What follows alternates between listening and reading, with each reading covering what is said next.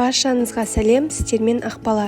Бүгін сіздермен кешкі немесе түскі асқа дайындауға болатын ерекше ыстық тамақтың рецебімен бөліспекпін. Каналыма жазылып қоңыраушаны басып қойды ұмытпаңыз.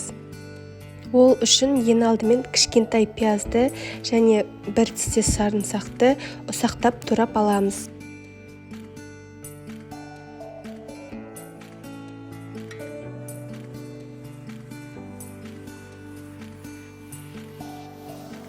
Одан кейін болгар бұрышын 4 пішті етіп, уақтап турап аламыз.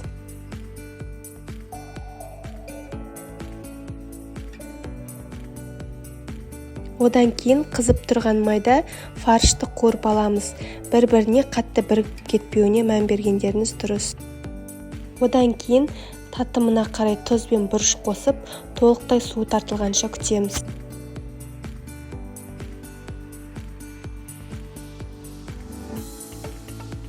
Толықтай суы тартылғаннан кейін алдын ала турап дайындап қойған пияз бен сарымсақты салып кішкене қуырамыз.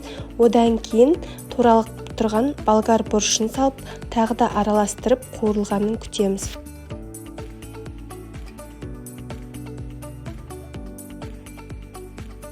Одан кейін күштен өткізілген сәбізді қосып, тағы да бір араластырып қуырамыз. Және дәміне қарай дәмдеуіштер қоссаңыздар болады. Барлығы қуырылып болған соң астын өшіріп, кішкене суығанын күтеміз. Одан кейін осындай макарон өнімінің ішіне дайындап қойған салмамызды саламыз.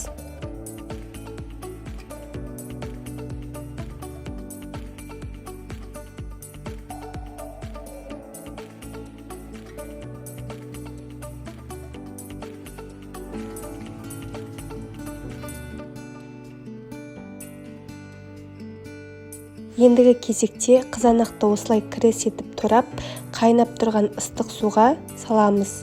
Бұл қабығының тез ашылуына көмегін тигізеді. Осылай 15 минут суда ұстап, содан кейін қабығын алатын боламыз.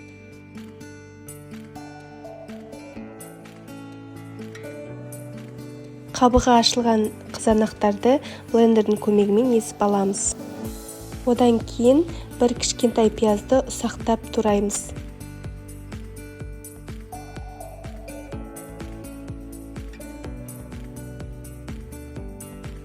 Пиязымызды қызып тұрған майда қуырып аламыз.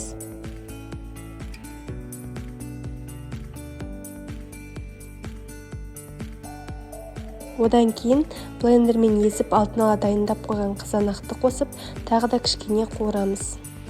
Одан кейін қайнап тұрған ыстық судан кішкене құятын боламыз. Одан кейін алдын ала дайындап қойған фарш қосылған макарондарымызды осылай орналастырып шығамыз.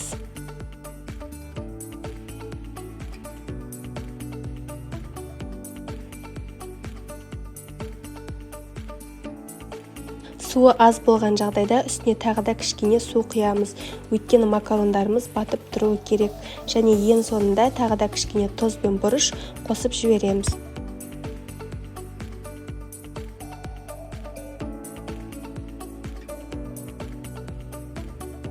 Бетін жауып, толықтай піскенін күтеміз. Піскеннен соң қалауыңыз бойынша жасыл пияз немесе аскөк сепсеңіз болады. Және ең үстіне күштен өткізілген ірімшікті орналастырып шығамыз.